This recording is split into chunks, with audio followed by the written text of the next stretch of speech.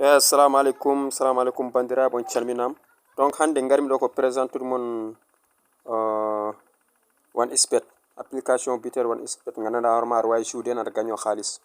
Donc ɗo hewɓe namdo hono mbatta ha joua ha keɓa halis affaire ɗi ɗon.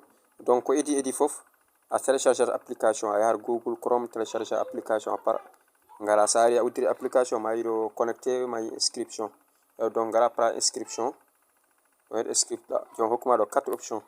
Un clic par téléphone complète par réseaux sociaux. On gara un clic au yawdi. Ça veut dire un clic.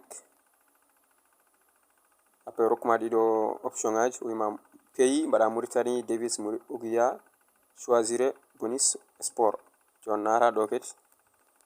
Après mbaɗa code promo no mbatta TM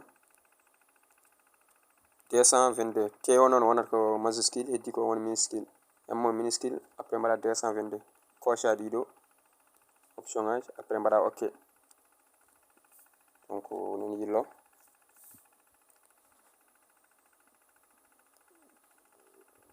donc a waɗi inscription ene yaha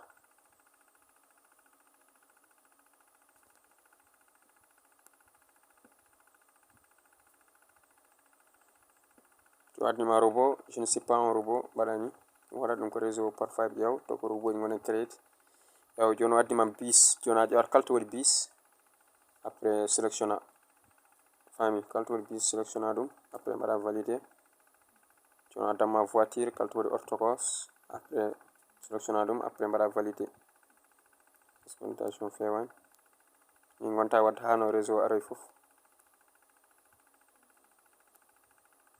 a validé mani wani mbaɗa validé. Donc on ji affaire on en déjà udditima on ji joni compte o udditima joni heddi so tawi a yiiɗi wadde no wayno halis ay halis o ɗo wona joni haydara ala e compte o ay jouer ji nen donc a waɗata hen halis après comme ça mbawa andude no jouirta. Donc ma waɗa mon partie goɗɗo mi hollo mon holno mbaɗirton hen halis et tout ça comme ça on mbawa joude ay sa naati ɗo ma yi ɗo Bankly en walla Mastarvi en ko way non ay donc woɗo jinen so tawi Mastarvi joguiɗa walla Bing Bang walla Sedat walla Click ɗin joguiɗa aɗa wawi nande hen nanna halis joua.